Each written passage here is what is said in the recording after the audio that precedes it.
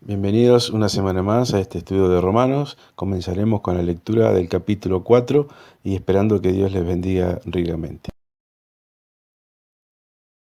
¿Qué pues diremos que halló Abraham, nuestro padre según la carne? Porque si Abraham fue justificado por las obras, tiene de qué gloriarse, pero no para con Dios. Porque, ¿qué dice la Escritura? Creyó Abraham a Dios y le fue contado por justicia. Pero al que obra, no se le cuenta el salario como gracia, sino como deuda. Mas al que no obra, sino cree en aquel que justifica al impío, su fe le es contada por justicia. Como también David hablaba de la bienaventuranza del hombre a quien Dios atribuye justicia sin obras, diciendo: Bienaventurados aquellos cuyas iniquidades son perdonadas y cuyos pecados son cubiertos. Bienaventurado el varón a quien el Señor no inculpa de pecado. ¿Es pues esta bienaventuranza solamente para los de la circuncisión o también para los de la incircuncisión? Porque decimos que a Abraham le fue contada la fe por justicia. ¿Cómo pues le fue contada? ¿Estando en la circuncisión o en la incircuncisión? No en la circuncisión, sino en la incircuncisión. Y recibió la circuncisión como señal, como sello de la justicia de la fe que tuvo estando aún incircunciso, para que fuera padre de todos los creyentes no circuncidados, a fin de que también a ellos la fe les sea contada por justicia, y padre de la circuncisión para los que no solamente son de la circuncisión, sino que también siguen las pisadas de la fe que tuvo nuestro padre Abraham antes de ser circuncidado. Porque no por la ley fue dada a Abraham o a su descendencia la promesa de que sería heredero del mundo, sino por la justicia de la fe. Porque si los que son de la ley son los herederos, vana resulta la fe y anulada la promesa. Pues la ley produce ira, pero donde no hay ley tampoco hay transgresión. Por tanto, es por fe, para que sea por gracia, a fin de que la promesa sea firme para toda su descendencia, no solamente para la que es de la ley, sino también para la que es de la fe de Abraham, el cual es padre de todos nosotros, como está escrito: Te he puesto por padre de muchas gentes, delante de Dios, a quien creyó, el cual da vida a los muertos y llama a las cosas que no son como si fueran. Él creyó en esperanza contra esperanza, para llegar a ser padre de muchas gentes, conforme a lo que se le había dicho: Así será tu descendencia. Y no se debilitó en la fe al considerar su cuerpo, que estaba ya como muerto, siendo de casi 100 años, o la esterilidad de la matriz de Sara. Tampoco dudó por incredulidad de la promesa de Dios, sino que se fortaleció en fe, dando gloria a Dios, plenamente convencido de que era también poderoso para hacer todo lo que había prometido, por lo cual también su fe le fue contada por justicia. Y no solamente con respecto a él se escribió que le fue contada, sino también con respecto a nosotros, a quienes ha de ser contada, esto es, a los que creemos en el que levantó de los muertos a Jesús, Señor nuestro, el cual fue entregado por nuestras transgresiones y resucitado para nuestra justificación. Epístola a los Romanos, capítulo 4. Abraham y David demuestran justicia aparte de las obras. Abraham es declarado justo por medio de la fe. Veamos los versículos del 1 al 3. Abraham no fue justificado por las obras, sino por medio de la fe. ¿Qué pues diremos? Pablo hace la pregunta. La idea de la justificación por medio de la fe, aparte de las obras de la ley, hace que lo que Dios hizo en el Antiguo Testamento sea irrelevante. ¿Qué pues diremos que halló Abraham nuestro padre? Al contestar dicha pregunta, Pablo mira a Abraham, el hombre más estimado entre el pueblo judío de sus días. Porque si Abraham fue justificado por las obras, tiene de qué gloriarse. Si alguien pudiera ser justificado por las obras, tendrían algo de qué gloriarse. Sin embargo, tal orgullo nada es delante de Dios.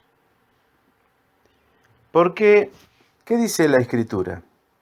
El Antiguo Testamento no dice que Abraham fue declarado justo debido a sus obras. En lugar de eso, Génesis 15:16 dice que creyó a Jehová y le fue contado por justicia. Pablo lo pone en claro. La justicia de Abraham no provino de sus buenas obras, sino de su confianza en Dios. Fue una justicia obtenida por medio de la fe. Recuerde que justicia es más que la ausencia de maldad o culpa. Es un bien positivo, queriendo decir que Dios no solamente nos declara inocentes, sino también justos. Segundo, versículos 4 y 5. Una distinción hecha entre gracia y obras. Pero al que obra no se le cuenta el salario como gracia. La idea de gracia está en contra del principio de la obra. La gracia tiene que ver con recibir libremente el regalo dado por Dios. Las obras tienen que ver con ganar nuestro mérito delante de Dios. Dice, no se le cuenta el salario como gracia, sino como deuda. Un sistema de obras busca poner a Dios en deuda con nosotros, haciendo que Dios nos deba su favor debido a nuestro buen comportamiento. En el pensamiento de obras, Dios nos debe dar la salvación o la bendición debido a nuestras buenas obras. Mas al que no obra, sino cree en aquel que justifica su fe le es contada. La justicia nunca puede ser contada a quien se acerca a Dios en el principio de las obras. En vez, es dado a aquel quien cree en el que justifica al impío. Aquel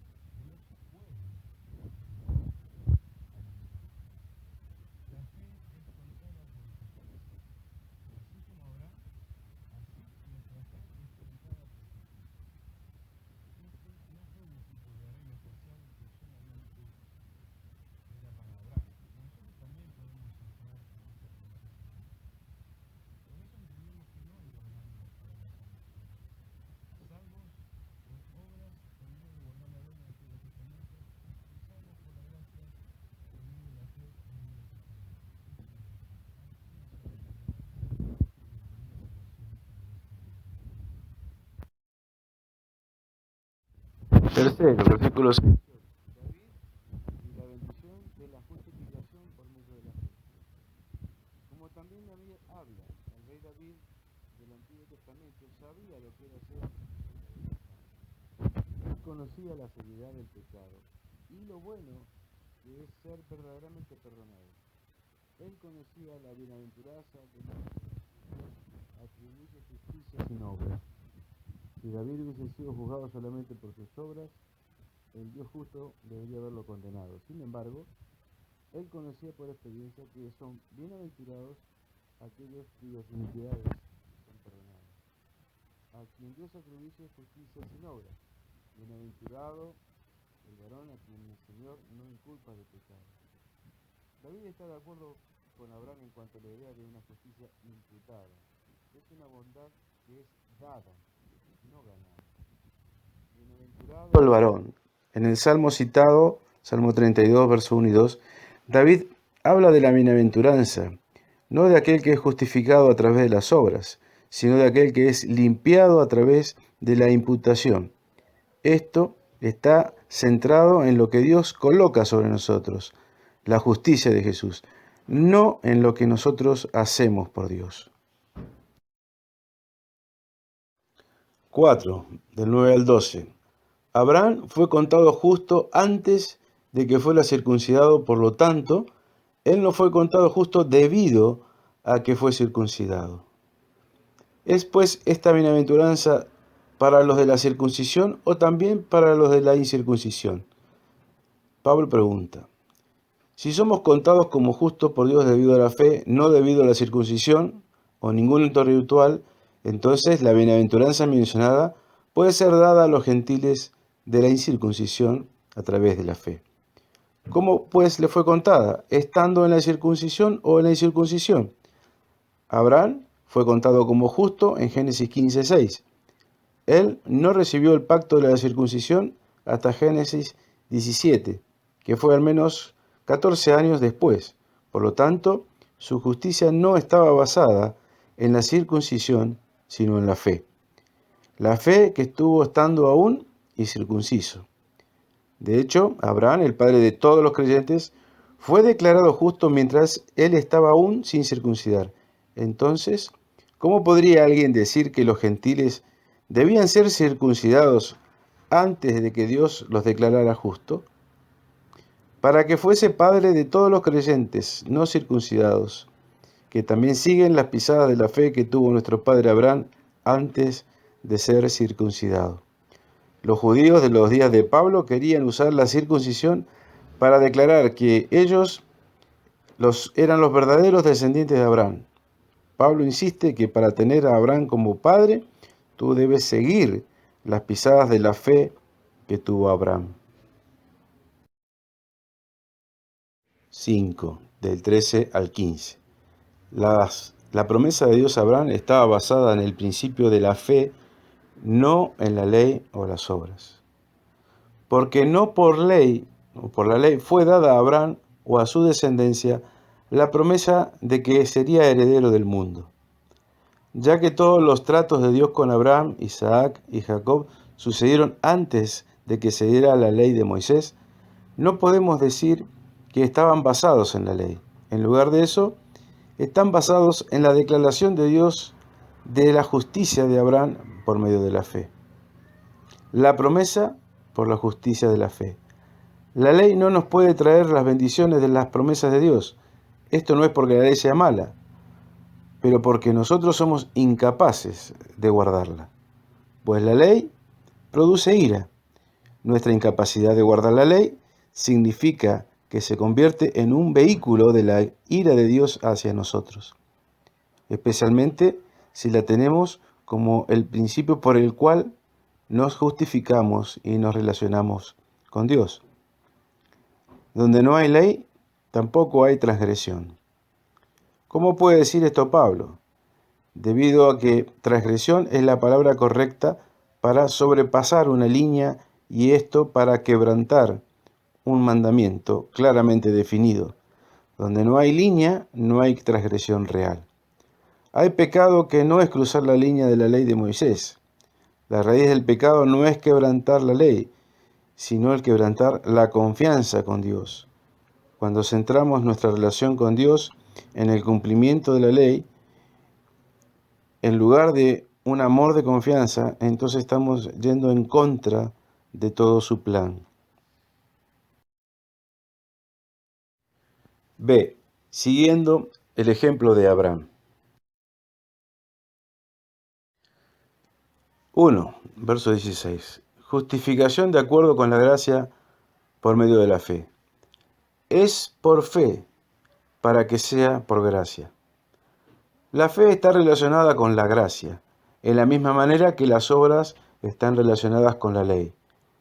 La gracia y la ley son principios, y la fe y las obras son los medios por los cuales seguimos esos principios para nuestra relación con Dios.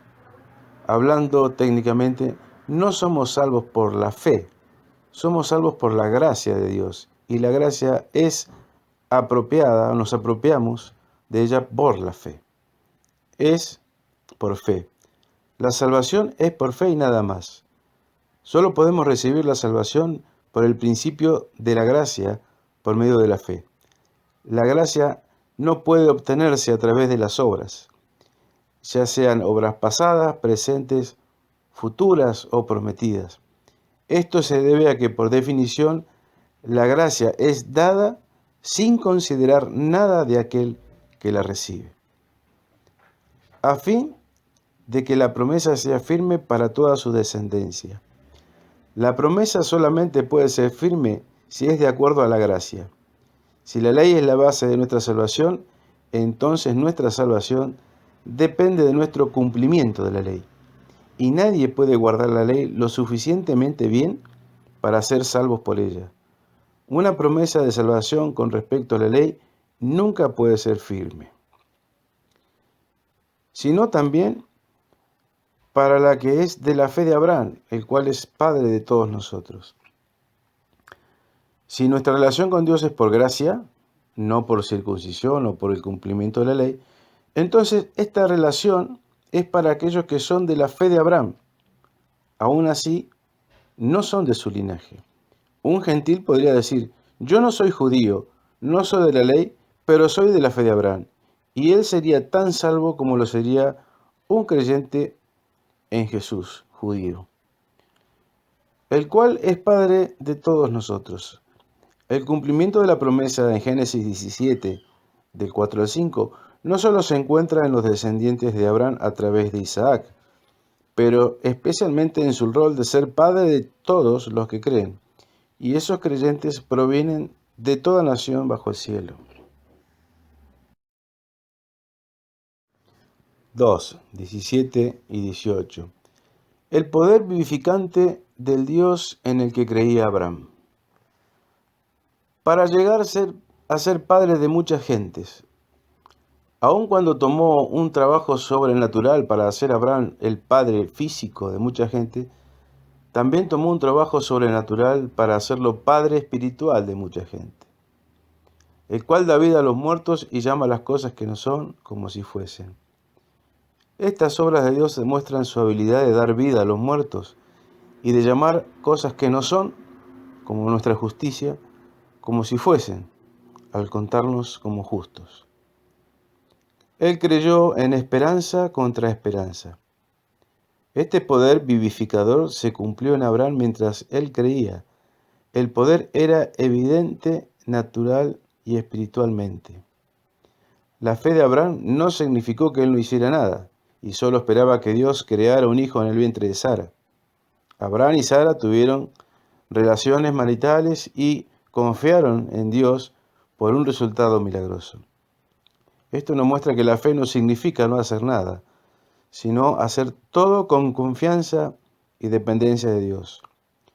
Todos los verdaderos creyentes, como Abraham, obedecen. La obediencia es fe en acción. Debes caminar en los pasos de la fe del padre Abraham.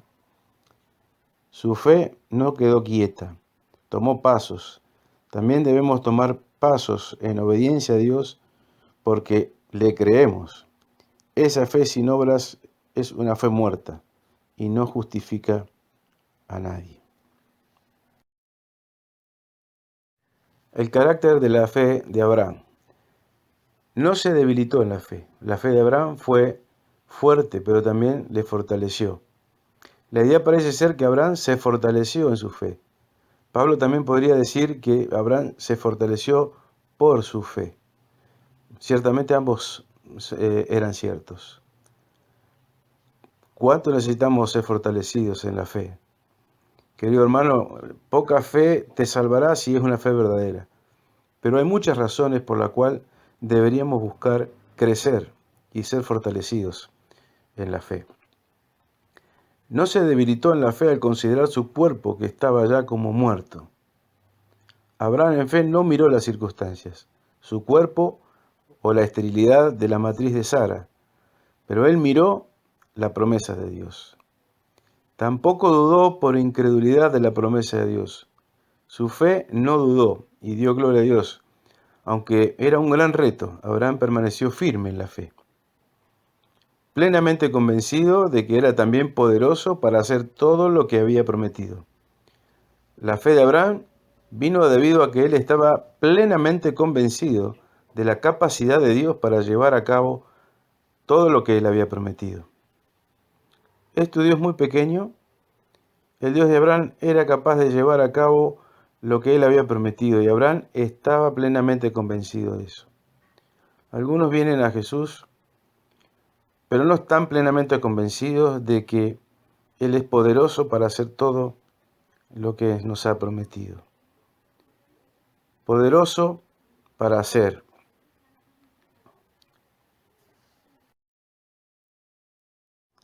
Cuatro.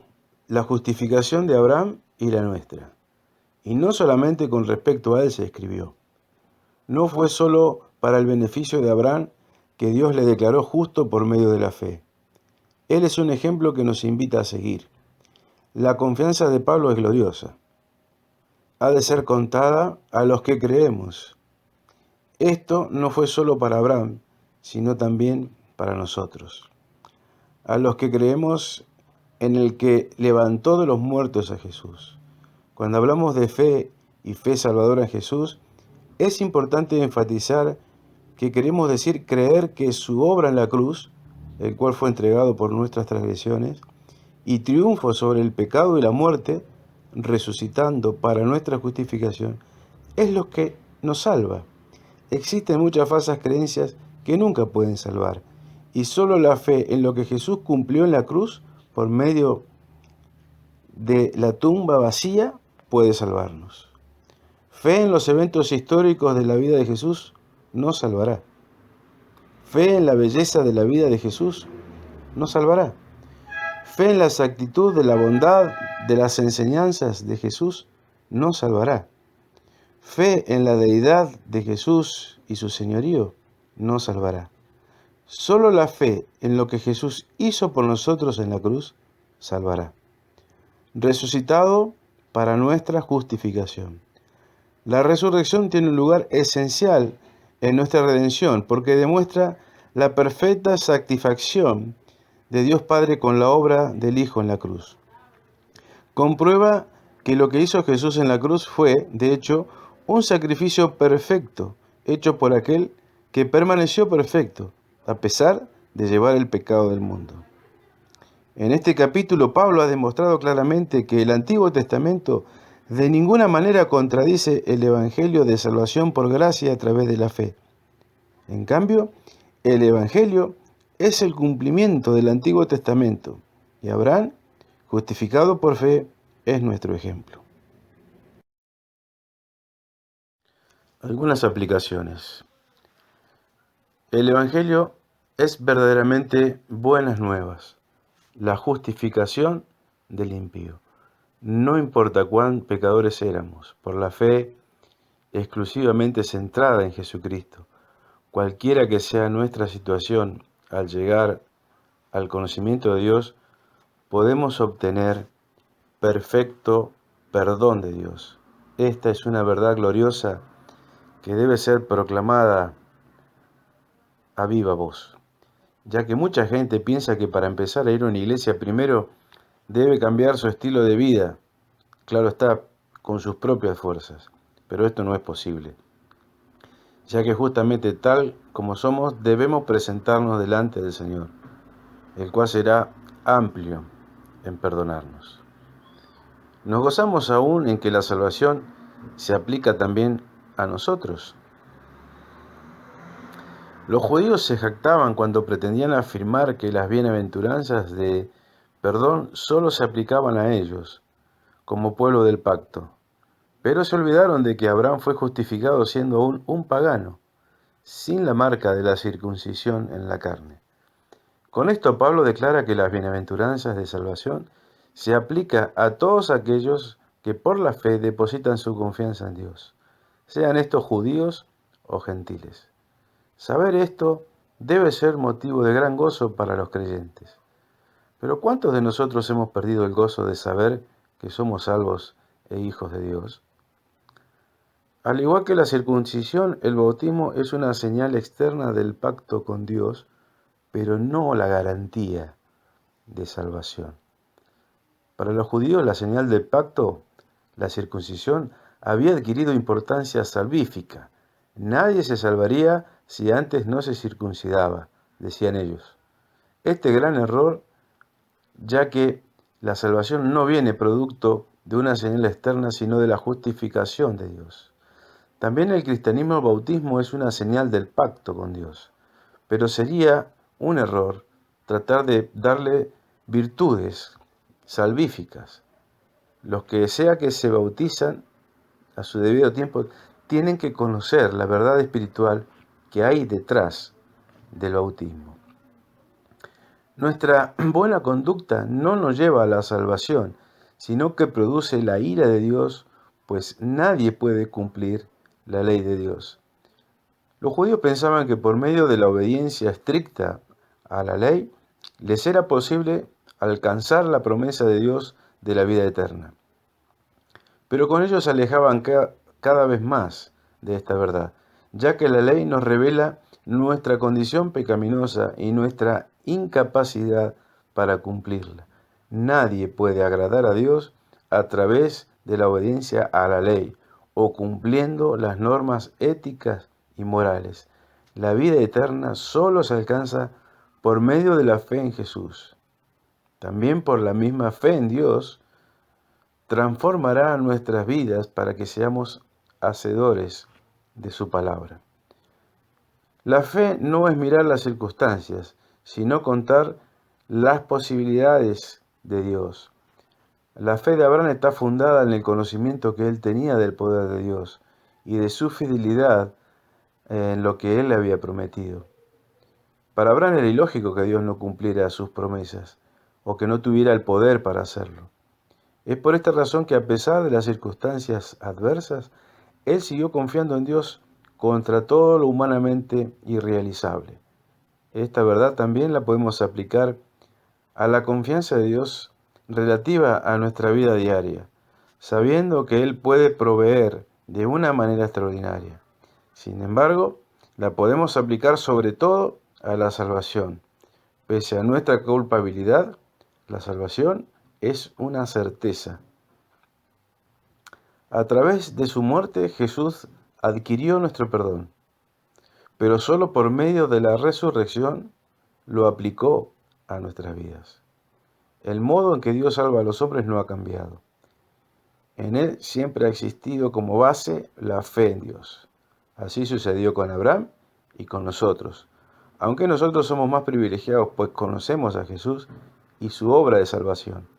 La muerte de Jesús fue una entrega voluntaria para librarnos de la condenación, pero su resurrección fue la aprobación de Dios a la obra perfecta de Cristo, a fin de que fuésemos justificados y aceptados como herederos del reino de los cielos. Debemos dar gracias a Dios, quien nos ha dado un Salvador vivo que a través de su Espíritu obra en nuestros corazones, de modo que por la fe nos apropiamos de su perdón. Amén. Bueno, aquí les dejo un breve resumen de los capítulos 1 al 4. Espero que les refresque un poquito lo que hemos hablado hasta hoy. La carta de Pablo a los Romanos es una de las cosas más extensas y escritas por el hombre anteriormente conocido como Saulo de Tarso, que fue un rabí perteneciente a una secta conocida como los fariseos. Era un devoto y apasionado por la ley de Moisés y las tradiciones de Israel, y veía a Jesús y a sus seguidores como una amenaza, pero después tuvo un encuentro radical con Jesús resucitado, quien lo comisionó como apóstol, como un representante oficial al mundo de los no judíos, que en la Biblia se conoce como el pueblo gentil, que empieza así a identificarse con su nombre romano Pablo. Viajó alrededor del antiguo imperio romano contándole a la gente acerca de Jesús, el rey resucitado, y después formando a los seguidores de Jesús en estas nuevas comunidades llamadas iglesias. Pablo escribía cartas ocasionalmente a estas iglesias para ayudarlas a desarrollar su fe o respondiendo a sus preguntas. Una de esas cartas es el libro de Romanos. De hecho, este libro fue escrito bastante tarde en su ministerio. Sabemos por el libro de los Hechos que la iglesia de Roma ya había existido por algún tiempo y estaba formada por seguidores de Jesús, tanto por judíos como por gentiles. Pero en algún momento el emperador romano Claudio había expulsado a todos los judíos de Roma. Y después de aproximadamente 5 años, todos estos judíos, incluidos los judíos seguidores de Jesús, se les permitió regresar. Cuando regresaron se encontraron con una iglesia que se había hecho muy no judía en costumbres y prácticas. Así que esto creó mucha tensión. Por lo tanto, para los días de Pablo, la iglesia en Roma estaba dividida. La gente no se ponía de acuerdo acerca de cómo seguir a Jesús. Estaban discutiendo sobre si los cristianos no judíos debían guardar el día de reposo, qué podían comer, ser circuncidados. Así que Pablo escribió esta carta para lograr varias cosas. Él quería que la iglesia dividida se unificara, y con fines prácticos, él esperaba que esta iglesia en Roma pudiera convertirse en una base estratégica para extender su misión más allá hacia el occidente hasta llegar a España. Así que estas circunstancias fueron las que motivaron a Pablo para escribir su explicación más completa del Evangelio. las buenas nuevas que él anunciaba acerca de la vida, la muerte y resurrección de Jesús. La carta está diseñada para tener 4 movimientos principales, pero está unificada como una larga exploración del Evangelio. El Evangelio, dice Pablo, primero que nada revela la justicia de Dios y luego también crea una nueva humanidad, la cual cumple la promesa de Dios a Israel. Así que este Evangelio es lo que unificará la iglesia. Así que este video es un resumen de las ideas del capítulo 1 hasta el 4. Pablo comienza presentando a sí mismo como un apóstol llamado por Dios para dar a conocer el Evangelio de Jesús, quien es el Mesías de Israel, quien fue levantado de los muertos como el Hijo de Dios, el Rey de las Naciones. Y Jesús llama a toda la humanidad a colocarse bajo su gobierno de amor. Y Pablo dice que esta buena nueva sobre el Rey Jesús es primeramente poder de Dios para salvar a las personas que confían en él, y en segundo lugar revela la justicia de Dios. Ahora, justicia es una palabra del Antiguo Testamento llena de significado para Pablo. Describe el carácter de Dios, que él siempre hace justicia, lo que es recto y lo que es bueno. Pero también es fiel y justo para cumplir sus promesas. Pablo dice que la historia de Jesús muestra cómo Dios ha hecho ambas cosas. Como bueno, primeramente hace Pablo un creativo relato de los capítulos 3 al 11 de Génesis. Como todo el mundo gentil y todas las naciones están atrapadas en una espiral de pecado y egoísmo, el corazón y la mente humana están quebrantados, dice Pablo. Le hemos dado la espalda a Dios para abrazar la idolatría, que significa buscar el significado de las cosas creadas y entregar nuestra lealtad a esas cosas sino a Dios. Esto resulta en una distorsión de nuestra humanidad y un comportamiento destructivo, y lo que queda es una humanidad culpable delante de Dios justo y recto. Al que el pueblo de Israel podía decir, bueno, entonces es algo bueno que Dios escogiera a nuestro pueblo entre las naciones. Él nos salvó de la esclavitud de Egipto, nos dio las leyes, con ellas el día de reposo, los alimentos, la circuncisión, y todas esas leyes nos muestran cómo debe vivir el pueblo de Dios santo escogido. Pero no tan rápido, dice Pablo. Él también le recuerda la historia de la ley y el resto del Antiguo Testamento, el cual también Israel era tan pecaminosa e idólatra y moralmente quebrantada como el resto de la humanidad. De hecho, Israel era más culpable que los gentiles, porque ellos tenían la ley, deberían saber cómo son las cosas. Así que concluye Pablo que toda la humanidad, tanto gentiles como judíos, todos están atrapados y son culpables delante de Dios.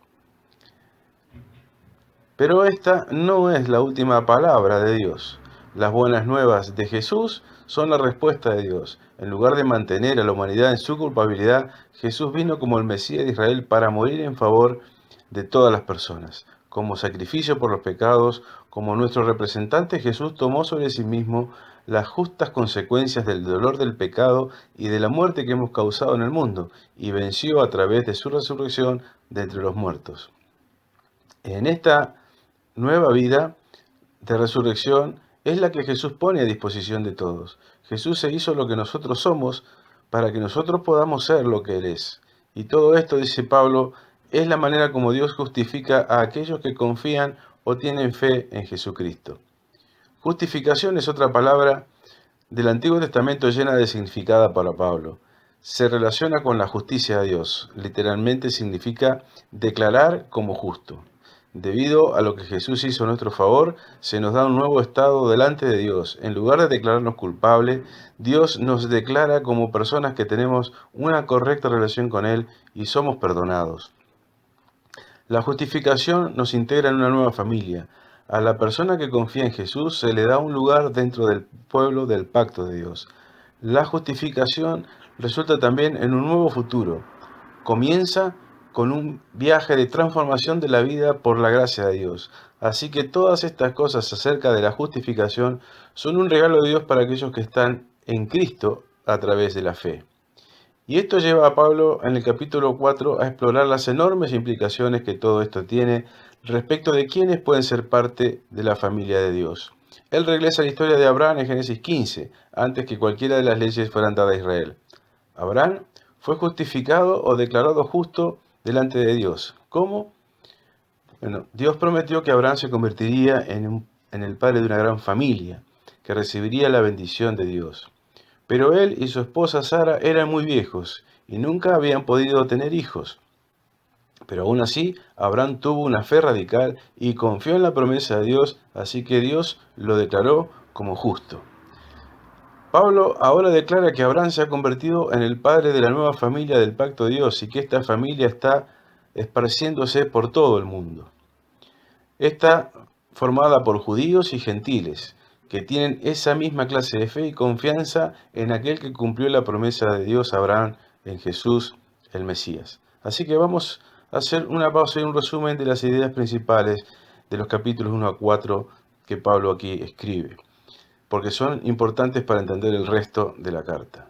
Toda la humanidad está sin esperanza y atrapada en el pecado y necesita ser rescatado. Sin embargo, este rescate no sucederá porque ellos intenten obedecer la ley. En lugar de eso, el carácter justo de Dios le ha movido a rescatar al mundo a través de la muerte y resurrección de Jesús, de modo que Él pueda crear esa familia multiétnica de Abraham basada en la fe como su nuevo pueblo del pacto.